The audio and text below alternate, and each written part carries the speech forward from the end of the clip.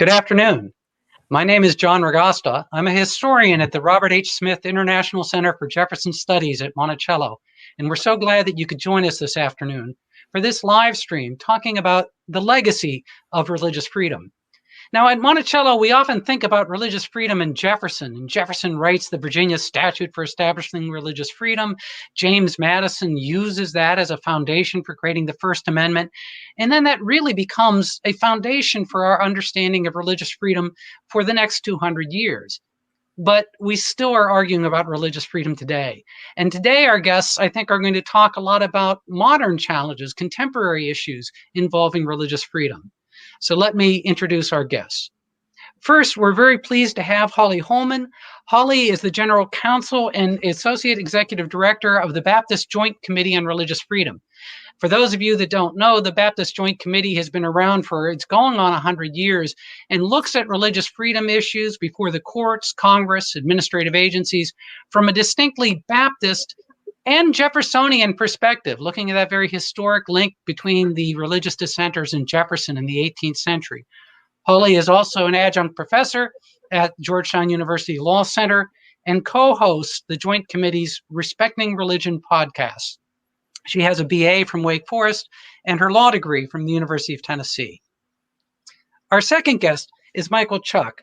Michael is the founding member and secretary of the Charlottesville Clergy Cooperative, a group of clergy from multiple denominations, Christian and non-Christian, working on issues of racial justice and equity in Charlottesville and the Albemarle area. Michael has also been heavily involved in ministry. He spent 20 years as a youth minister and a minister for various congregations.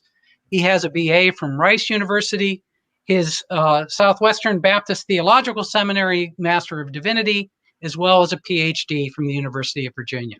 And we're so pleased, Holly and Michael, that you could join us today. But let's start with I'd be interested in your very general thoughts on the role of religious freedom in a modern world. And as I mentioned, Thomas Jefferson gave us religious freedom and separation of church and state and a wall of separation 200 years ago, and yet we're still arguing about these issues. Holly, why is this such a hot issue?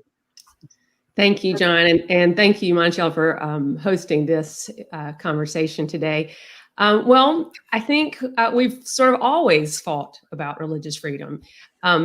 Religious freedom is, we like to say, the cornerstone of our democracy. Some talk about it being the crown jewel of our constitutional tradition. And it is so important, and it is well established that our approach to religious freedom is distinctive in that the no religious test for office clause separated the rights of citizenship from religious affiliation and belief, and that was quite extraordinary. And then, of course, the First Amendment protects the free exercise of religion as well as against the establishment of religion. But that multiple clause way of protecting religious freedom leaves some room for push and pull in different values. And I think that balance that we have to keep between free exercise and no establishment is something that's worth working for always, to make sure that we ensure religious liberty for all and live up to this constitutional ideal that the founders set for us. Michael, do you have some initial thoughts? Yeah, sure, John. Thank you. And also thank you, Monticello, for hosting this Q&A. So I'm a practitioner on the ground. And so I see religion kind of in the sense of that Latin word, religio, that binding and connection, which is a universal human need. And that religion helps us to connect with ourselves in terms of who we are, connect us with other people. Who do we belong, right? And also connecting us to something bigger and greater than ourselves. Why are we on this earth? And so I think the religious freedom is so important because, let's face it, human beings are diverse and we have so many different cultures and so forth, and different understandings and expressions and practice of how various groups connect in diverse and unique ways. And so to have all of that coming together is really part of our human condition. Now, talking about the modern world, I think we are living in a time that we face very specific challenges. The fact that we're so mobile and we're living in the global village, we are literally bumping into more and more different and diverse people of different races, ethnicities, and yes, religion.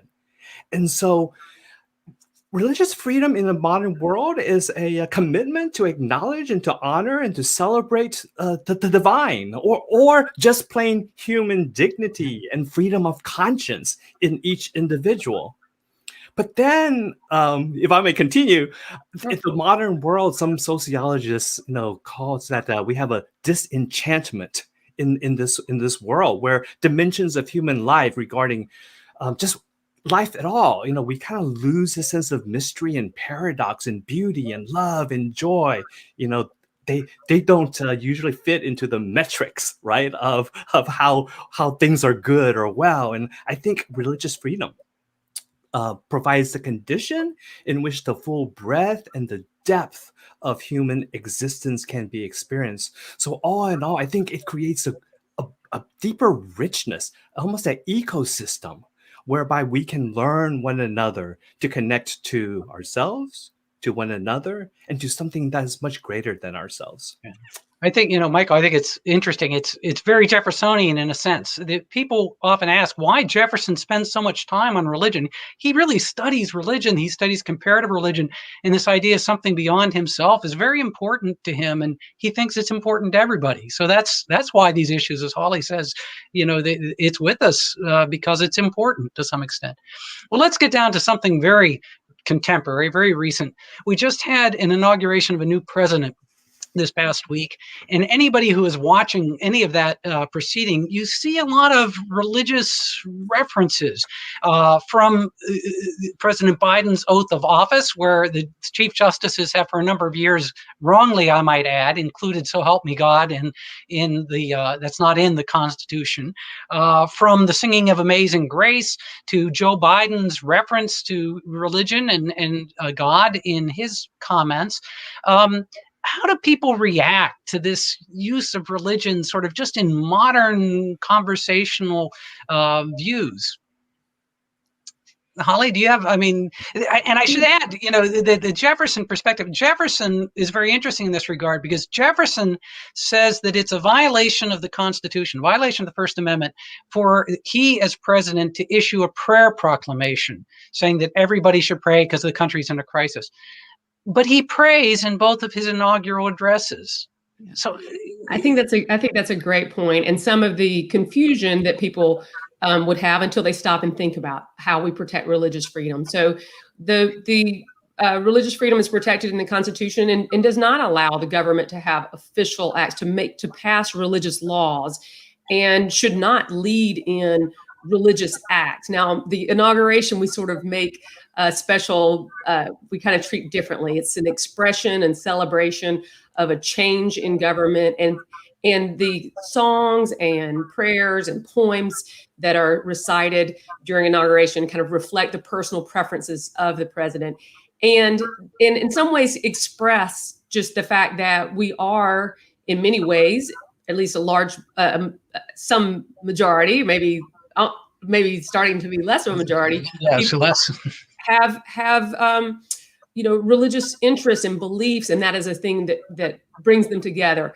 Now, what we should look out for is making sure that in such moments that we don't cross over this line of acknowledging religion and letting religion be expressed to somehow send a signal that we are officially a religious country, that we are some kind of Christian nation, or that government has the power to make decisions in a way that would prefer one religion over the other.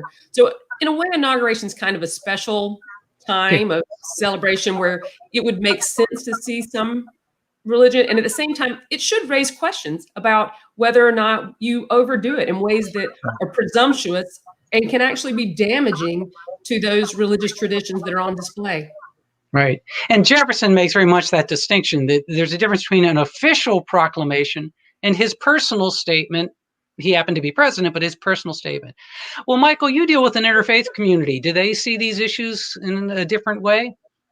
Well, I think that number one, it is important for us to see whoever is praying, whoever is doing these acts, to have kind of a sense of where that person's intention is, and that then kind of shapes and interprets how then we respond to those same acts, right? From one president to another, have very different connotations depending on actions exactly in the ways that Holly talked about, whether to enshrine or establish one particular religion as the official one vis-a-vis all the others. But in terms of in our interfaith collective, so we pray at the beginning of our meetings, and we sometimes do one of two things. We sometimes might express words in such a way that most can say, yeah, we agree to that. Oh God, in whose name is expressed widely and diversely, so forth and so on. But another way is that we just try to be very clear that we are now going to pray from my particular tradition, and we'll be faithful to that. And so here is what one, I think it was a Buddhist collective member says, that when she hears one of us pray from using Christian concepts and words, what she does is that she tries to listen to our heart, and then she translates the intent of our heart to words and concepts that's consonant to her faith and practice. But that presupposes a space of mutual trust and safety, right, that we share something that is deeper and greater than all of us. Right. Well, and also the focus on your heart. There's a big difference if the president says, I'm going to church tomorrow, versus the president saying everybody needs to go to church tomorrow. I mean, what's being said in their heart. Well, talking about the inauguration specifically, let's expand that out. I mean, we have a new administration. We have a very different Supreme Court in the next couple of years from what we had 4 or 5 years ago. And we have a different Congress. We have Democrats in control of the Senate. I mean, what religious freedom issues, I mean, I can think of a few, but what religious freedom issues do you think are going to be particularly important, hot in the next 4 years? I mean, Holly, what's on your agenda? Well, there are a lot of things, I think, on the agenda that eventually we will get to. As everyone knows, our country has a lot of challenges and a lot of things that are kind of under review and being changed in response to the past administration. And I would say the first thing that we're going to see is a change in tone in talking about religious freedom. And I think that's very important from a presidential standpoint and a congressional standpoint in listening to how people talk about religious freedom. We're coming off a time when religious freedom has been used, religion and religious freedom has been used, I think, more often than in my career earlier, in a divisive way to appeal to a very narrow, specific, perhaps political base, in a way that has been destructive to a shared understanding of religious freedom. And from day one of the Biden administration, we saw an executive order in response to reversing course on the Muslim travel ban or Africa ban, however you want to talk about it, that affirmed religious freedom. And I think reiterates this idea that we do not pick out religious groups for specific disfavor. So I think the first thing we're going to see is an effort to have religious freedom reflect a nonpartisan, unifying approach, as I think it can. Religion cannot bind us all together. Religious freedom might be able to. And then I think we're going to have important issues before the court. There's a case pending before the Supreme Court now that deals with how far we can go, how far we can allow religious exemptions for religious organizations, particularly in a government-funded context. So highly contentious matter, as we're always fighting about allowing some religious exemptions without harming important governmental interests. That's been a traditional way that we have protected religious freedom. And those fights are going to remain on the horizon until we get some clarity from the court. And then we'll see how elected officials respond to that. So I think there will be a lot of issues to come. Michael, what do you, I mean, as many of you know, I'm a lawyer as well. Holly and I, we tend to focus on the Supreme Court and what the court say. I'm not sure that real people actually focus on those issues on a daily basis. What do you think in the community people look in the next 3-4 years to be the really important issues on religious freedom? I do think that, well, the courts are important, and it does have a great impact systemically.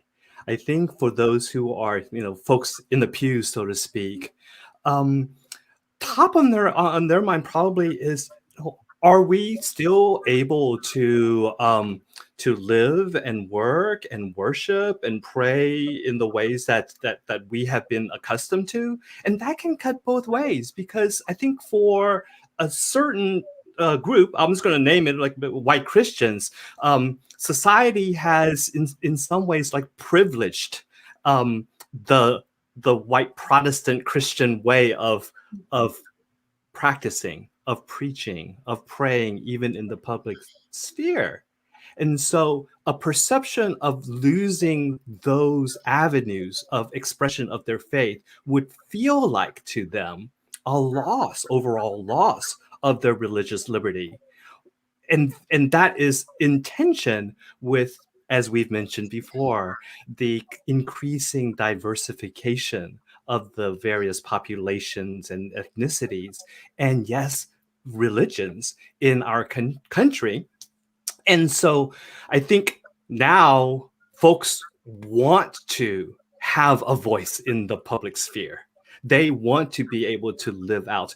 One of the things I've learned is I interviewed a Muslim, and she talked about how for her faith, for us, as many times it's pretty much intellectualized and even privatized, but she says, like, for Muslims, it's more of a public practice, prayer, ablution, that is practiced publicly, fasting. And she did say that in the United States, there actually is more freedom than even in some Muslim countries. And so she acknowledges that. But she also acknowledges that in a highly polarized society, there is fear. This wearing a headscarf sends not only a religious message, but perhaps a partisan political message that might target her in either microaggressions or, frankly, explicit aggression. Right. Well, we maybe will come back to this issue of public worship, public engagement. I mean, one of the complexities, I just finished a law review article talking about this, is we use the term public differently.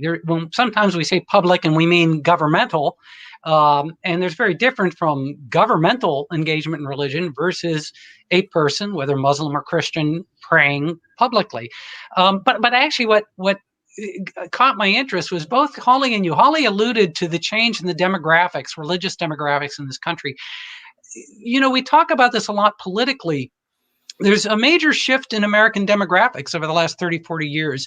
That whites are no longer going to be majority of the population in America in not too distant future. We have an enormous Hispanic community. We have a large Black community. We have people who don't classify themselves in any one of those groups.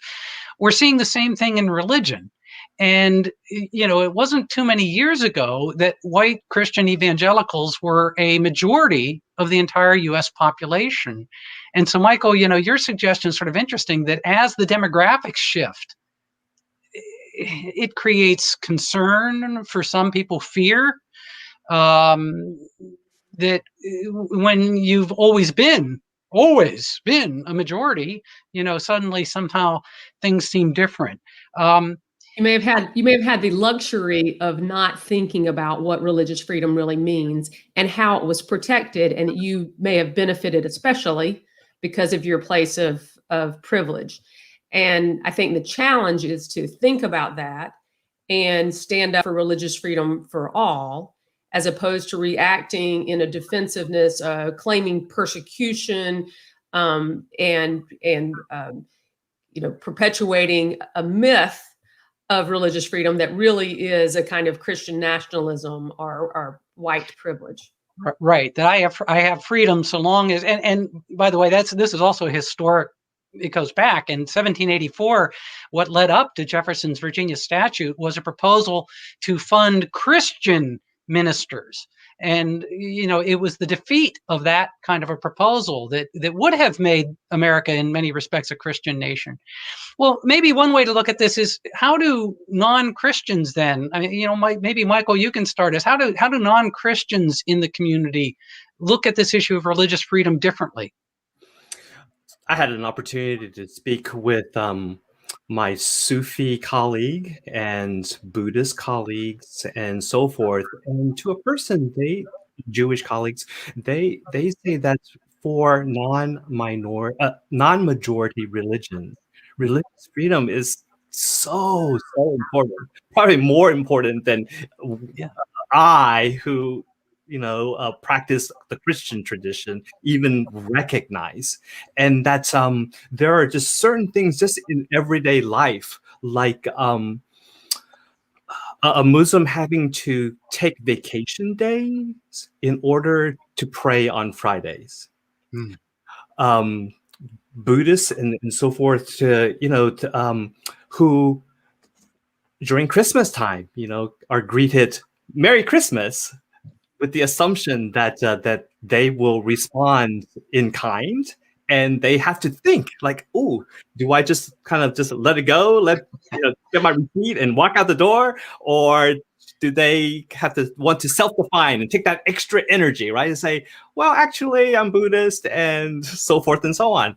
But those are the kinds of things that I, as a Christian, don't have to face at all. But it is foremost in many of my colleagues of different faiths, and frankly, no faith. And so religious freedom is very, very important in terms of then the quality of life, how they're seen in society as a full member of society. Those are important things.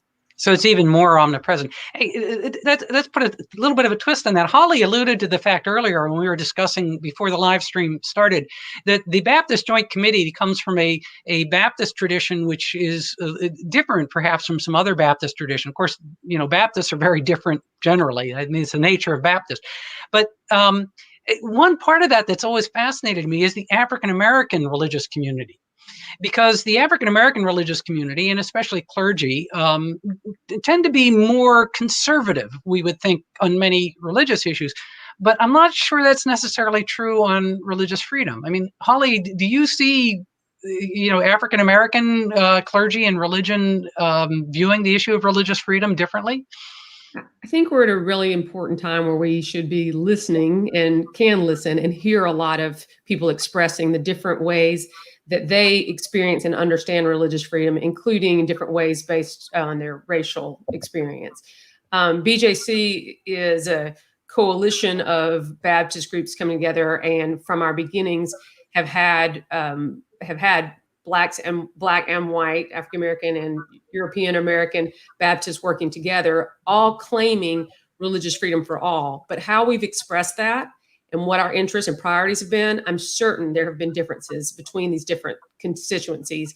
And we've had very important conversations about that, particularly coming out of this past year, where America is really grappling with the failure to live up to, equality standards. So I do think that people view religious freedom differently based upon their experiences. And I think it's obvious that people have different experiences based upon their race. I will assert that in so many ways, we have learned from African Americans' experience taking advantage of religious freedom and other freedoms from our constitutional background that have taught us and what real freedom is and what religious freedom means, and help us demand a standard that is religious, that is really would provide religious freedom for all. But of course, we've not always lived up to that.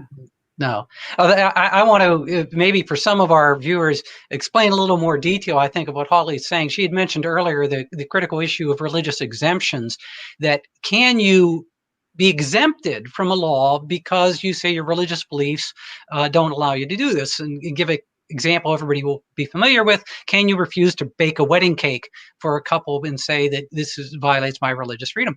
And one of the reasons that, again, I think Holly is referring to, that this has been so important for the African American community, is they're very familiar with the use of people's claimed religious beliefs as an excuse to discriminate. The Bob Jones case before the Supreme Court, where Bob Jones University said black and white people can't date, they can't marry, they can't. We know the Loving case before the Supreme Court. And so having had that experience of their fundamental rights impinged by people claiming religious exemptions, and the court, of course, will never say, I don't think, that, that's not your religion. I mean, it's not up to the court to tell any individual that's not your religion.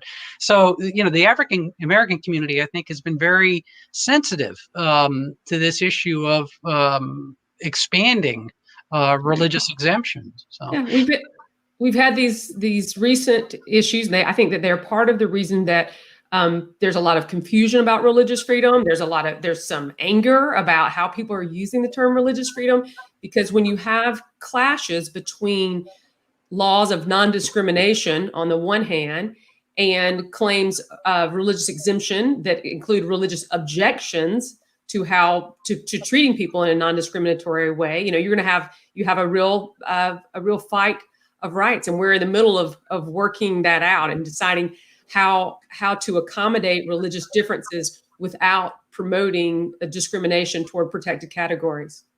Yeah. So if I could jump in here, please. I mean, I'm not a historian, right? But I know that like in September of 1667, Virginia passed an act declaring that enslaved people who had been baptized were not exempt from bondage, and ensuring that the enslavers, that, you can now baptize your slaves, because prior to that, baptized Christians cannot be enslaved.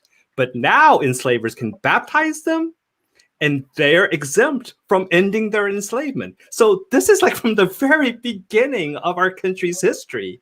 And you can understand why there is such a sensitivity to these exemptions.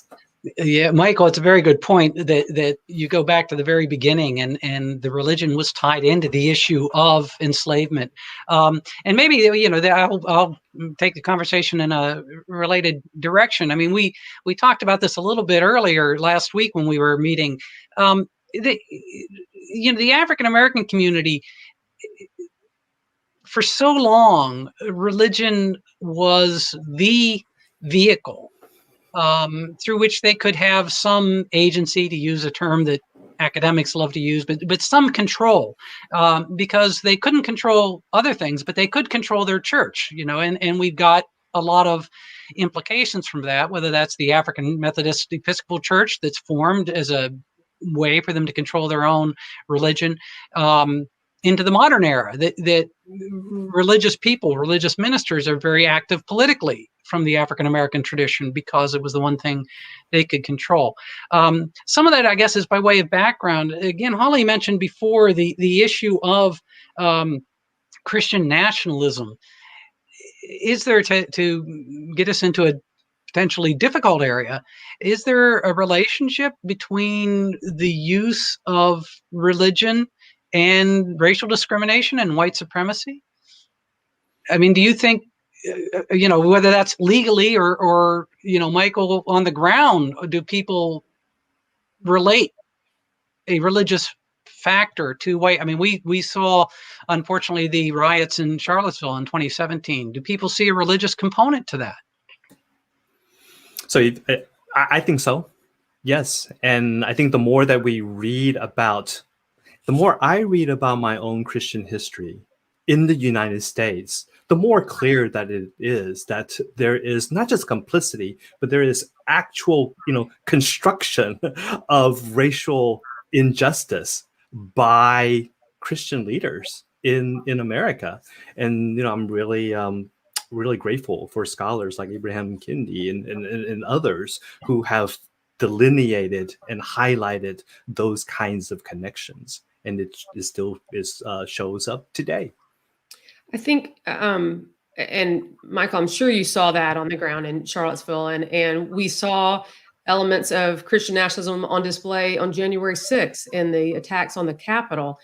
And while BJC has long fought against the myth of a Christian nation, because you certainly can't prove that legally, looking what the founders did, we've been called to take a bigger stand to fight against what we see is a persistent threat of Christian nationalism, the idea of really combining one's patriotism and understanding of themselves as Americans with their Christianity in ways that are harmful and that are completely inconsistent with America's tradition of religious freedom.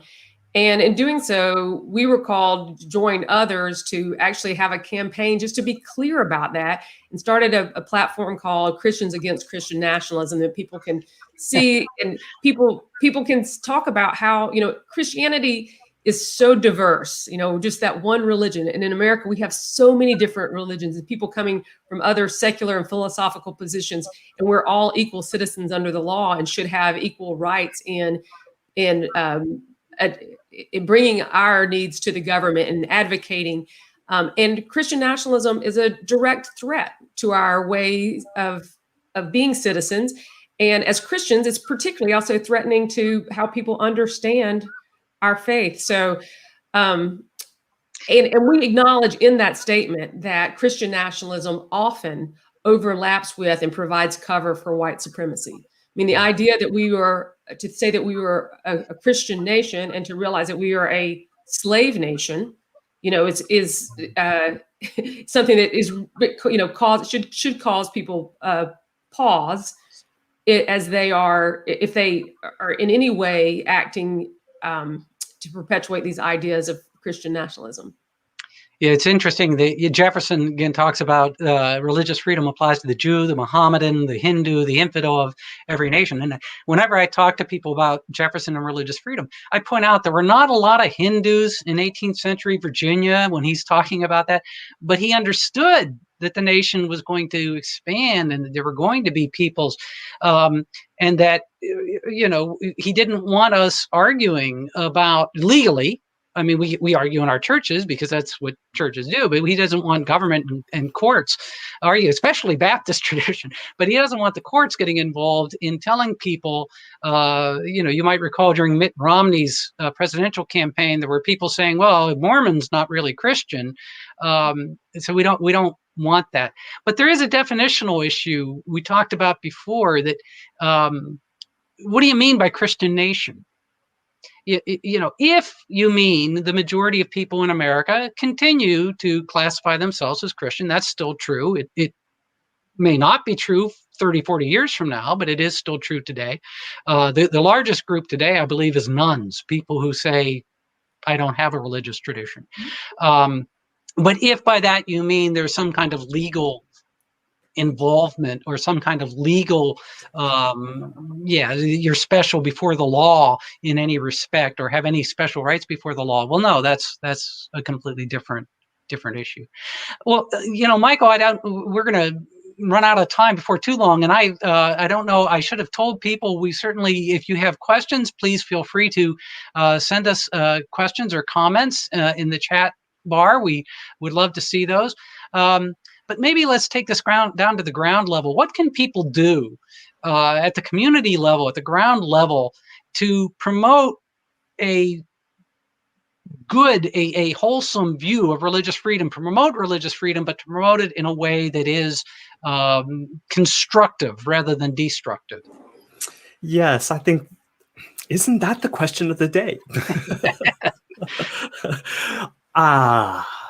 I think one of the first things, and I just have to speak for myself, is to have a sense of confidence and groundedness in my own faith. I don't have to apologize for it. To have clarity about what I believe, and to also so just confess that there are times when I am anxious, when I am just not very confident or whatever. I tend to blame or shame other people. I tend to lash out. And it is when I am at a better place, both emotionally and spiritually, that I am able to, despite all of perceived criticisms, to understand that, I'm a human being, fallible, and yet I am beloved by God.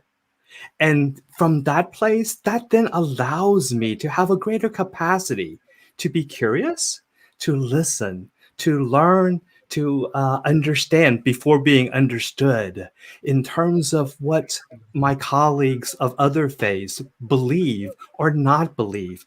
And what I find is that their commitment to their faith actually helps me to clarify the truths and the beauty and the and why I am a Christian.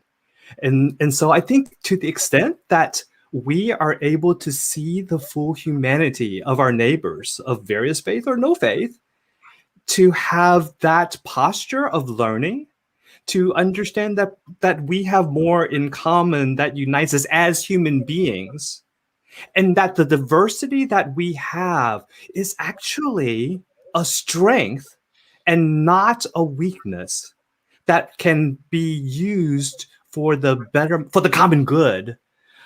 That might be it is slow work.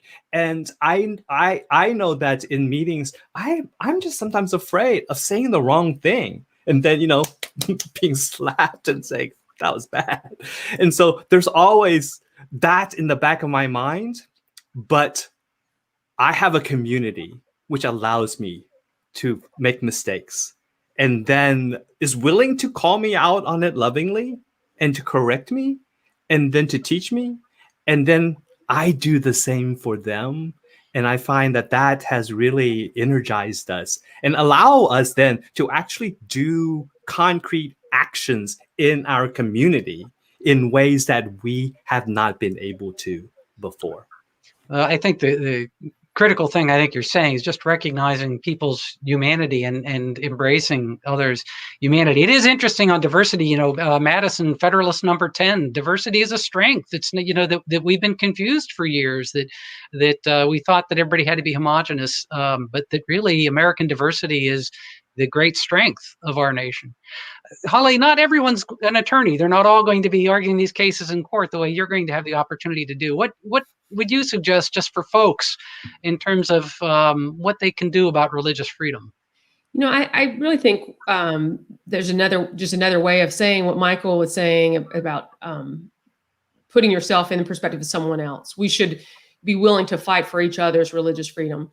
If we understand that diversity and can respect that and just affirm the basic principle that we are all equal citizens without regard to religion, just acknowledge that and be willing to stand for that. Be willing to stand up for a neighbor who has, no religious perspective, or someone who has come from a religion that's so different from yours, and ensure that they are treated fairly in the public square and that they are not discriminated against. And I think that we're really all called to do that work now. It should be front and center, that we really rededicate ourselves to understanding that. And these exemption cases sort of put, you ask yourself, would you want government to allow you an exemption, and what would that do to the government's interest? Kind of, there's sort of this golden rule of religious freedom that is very helpful to say, if I don't want the government to favor someone else's religion, I shouldn't ask them to favor my religion. If I don't want the government to interfere in my religious practice, I shouldn't let the government interfere in someone else's religious practice. It's a very simple and beautiful kind of approach. It doesn't answer all the difficult issues that are going to go before the court, but it's a really strong starting place that could help, as the saying goes, lower the temperature in these times and in these debates to help us get to some answers. Yeah, it's kind of that golden rule, right? Yeah. No, I think the idea of religion golden rule. I mean, people shouldn't be forced to bake a wedding cake for a wedding that they disapprove of. Well, what if it was somebody who said they're not going to allow you to get married because they disapprove of your marriage? And I think, John, that example is really important in that we have to recognize that we come together at different places for different reasons. As citizens, I've said over and over, we should be equal citizens. Then we also come together in our communities, in the marketplace, in our schools, and in different environments. You may have different rules and expectations. And I think what's really hard in the wedding cake arena is that people, when they go into a public market to buy a cake, they don't expect to be treated differently based upon the owner's religion. And so that's a very difficult thing that we're going through, for people to understand that non-discrimination in certain areas is not such an affront to religious freedom and what one believes and can practice in a different arena. Right. And it's critical. I mean, Holly, that nobody is going to interfere with. I mean, this is the balance in the First Amendment. What you do in your church, if your church says you can't have female ministers, or if it says you can't have male ministers, we just had a white supremacist church opening up in Minnesota, and the town said, we don't like it, but they have a right in their church to do that. And in their church, they can say, we're not going to have gay weddings, because that's your free exercise. But that's very different from in the marketplace, or at least that now, Michael, your earlier comment about we may not see those distinctions in some Muslim countries, between your church and the marketplace. Well, I don't want us to go too long. I know people plan to have these things at a limited time. Holly, Michael, do you have any final thoughts for us? Holly?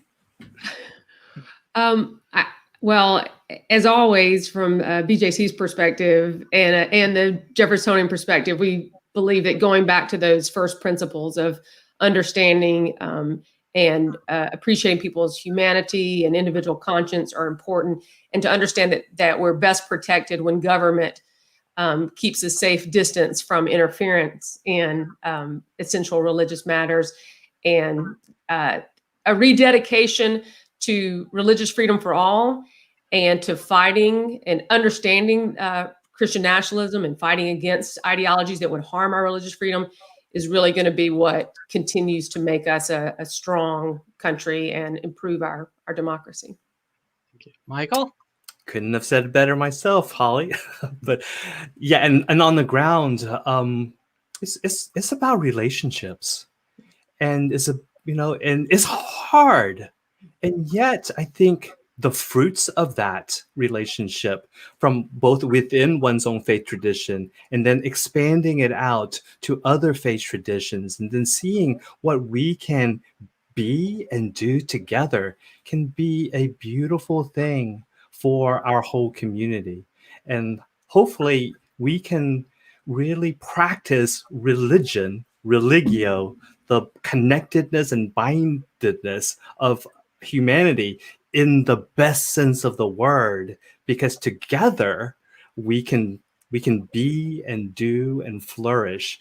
And so I think that's important, and I think we can strive for it. Well, I think it's all good. I should have mentioned before, when I was asking both of you about what can we do specifically, one thing I always advise people to do, and I should have mentioned, January 16th is actually Religious Freedom Day.